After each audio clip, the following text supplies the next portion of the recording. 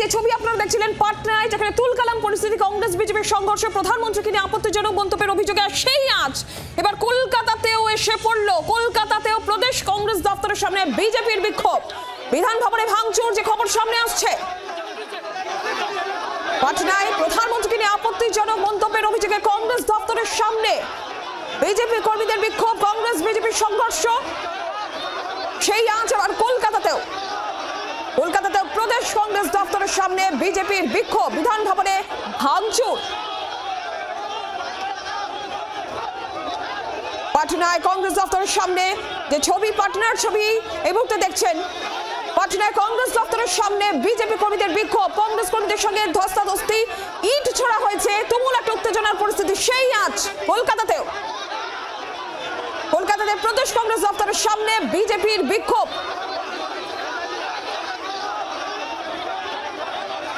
বিধান ভবনে ভাঙচুর, প্রধানমন্ত্রীকে নিয়ে আপত্তিজনক মন্তব্য। পাটনায় কংগ্রেস দপ্তরের সামনে বিক্ষোভের আজ একেবারে প্রদেশ কংগ্রেস দপ্তরের সামনে বিজেপির বিক্ষোভ। সরাসরি রনায় রয়েছেন প্রতিনিধি। রনায়, কি অবস্থা?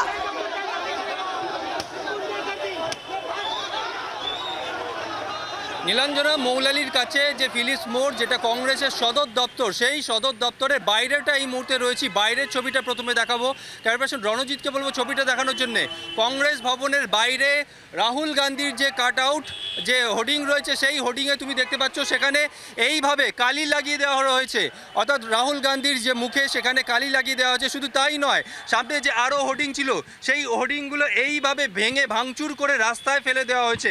আমি যদি আরও একবার সামনের দিকে ছবিটা দেখাই, অর্থাৎ কংগ্রেস ভবনের একদম সামনে, একদম মেন গেটে, সদর দরজা যেখান থেকে ঢোকার রাস্তা, সেখানেও তুমি দেখতে পাবে এইভাবে রাহুল গান্ধীর যে বড় হোর্ডিং, সেই হোর্ডিং ছিঁড়ে একদম ভাঙচুর করে সেখানে কিন্তু টায়ার জ্বালিয়ে, অর্থাৎ আগুন ধরিয়ে দেওয়া হয়েছে এই বড় বড় হোর্ডিংয়ে। শুধু তাই নয়, ভেতরের ছবিটাও তোমাকে দেখাবো। কংগ্রেস ভবন, সেই কংগ্রেস ভবনের ভেতরে এই মুহূর্তে আমরা ঢুকবো, ভেতরের ছবিটা তোমাকে দেখাবো। এখানে লাইন থেকে তুমি দেখতে পাচ্ছ যে সমস্ত হোর্ডিং রয়েছে, সেই সমস্ত হোর্ডিং ছিঁড়ে ফেলা হয়েছে। অর্থাৎ কংগ্রেসের সর্বভারতীয় সভাপতি মল্লিকার্জুন খাড়গে, তার দেখতে পাচ্ছ তুমি, তার কাট আউট রয়েছে, তার সেখানেও কিন্তু মুখে কালি লাগিয়ে দেওয়া হয়েছে। পরপর রাহুল গান্ধী সহ কংগ্রেস নেতাদের যে সমস্ত হোর্ডিং ব্যানার রয়েছে, প্রত্যেকটা কিন্তু হোর্ডিং ব্যানার কিন্তু এইভাবে ভাঙচুর করে দেওয়া হয়েছে, ছিঁড়ে ফেলা হয়েছে এবং কোথাও কোথাও মুখে কালি লাগিয়ে দেওয়া হয়েছে। আরও একটা হোর্ডিং তোমাকে দেখাবো, তুমি দেখতে পাচ্ছ গোলাম আহমদ মির্জি, অর্থাৎ সাধারণ সম্পাদক কংগ্রেসের, তারও হোর্ডিং রয়েছে, সেই হোর্ডিংও কিন্তু এইভাবে কালি লাগিয়ে দেওয়া হয়েছে। পাশে যে সমস্ত হোর্ডিং রয়েছে, সেই হোর্ডিংগুলো কিন্তু এইভাবে ভাঙচুর চালানো হয়েছে। অর্থাৎ বিজেপি নেতা রাকেশ সিং, তিনি একটি ফেসবুক লাইভ করেন এবং সেই ফেসবুক লাইভ করতে করতে তিনি গাড়িতে আসেন এবং তিনি বলেন কংগ্রেসের সদর দপ্তর, সেই সদর দপ্তরে তারা ভাঙচুর চালাবে। কেন ভাঙচুর চালাবে?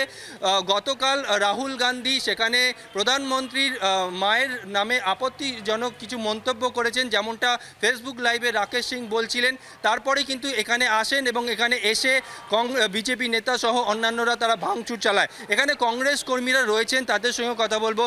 সুমন রায় চৌধুরী সহ অন্যান্য কংগ্রেস কর্মীরা রয়েছে। যখন এই ভাঙচুর চলে তখন আপনারা ছিলেন? হ্যাঁ, আমরা ছিলাম। হ্যাঁ, রাকেশ সিংয়ের নেতৃত্বে বিজেপির কিছু লোক, হ্যাঁ, যারা হঠাৎ করে এসে প্রায় 30 জন মতন ছিল, ওরা এসে ঢুকে এগুলো ভাঙচুর করে। তখন আমরা কেউ ছিলাম না, মানে আমি একা ছিলাম, আর এই ভাইটি আমার পাশে ছিল, অর্জুন সরকার, জলপাইগুড়ি জেলা ছাত্র পরিষদ সভাপতি। আচ্ছা, হঠাৎ তারা এলো ভেতরে, কেন ভাঙচুর চালালো? আমরা কিছু জানি না, আমরা এখানে বসেছিলাম, আমাদের আগামীকাল ছাত্র পরিষদের প্রোগ্রাম ছিল, তো আমাদের জলপাইগুড়ি জেলা ছাত্র পরিষদের ছেলেরা এখানে ছিল, আর তারা আচমকা ঢুকে আমাদের জাতীয় কংগ্রেস অফিসে ভাঙচুর করেছে, আমাদের নেতাদের ছবি ভাঙচুর করেছে এবং কালি মাখিয়ে দিয়ে তারা চলে গেছে এবং আমরা ছাত্র পরিষদের কর্মীরা সেটা রুখে দিয়েছি। অর্থাৎ এখানে কংগ্রেস কর্মীরা এই মুহূর্তে রয়েছেন, যারা খবর পাচ্ছেন তারা আসছেন, পুলিশ কর্মীরা এখানে রয়েছেন। অর্থাৎ একবার পুলিশের ছবিটাও তোমাকে দেখাবো।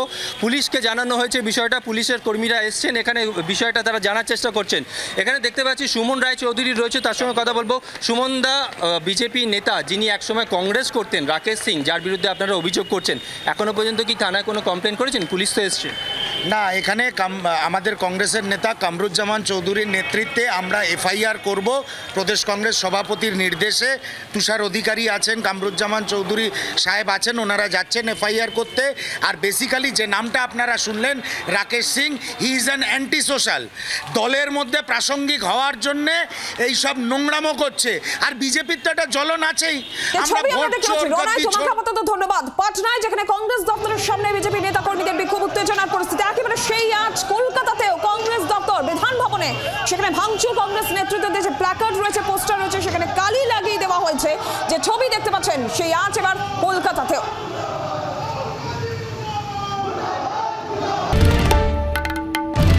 বাংলার আওয়াজ, বাঙালির আবেগ, জি 24 ঘন্টা।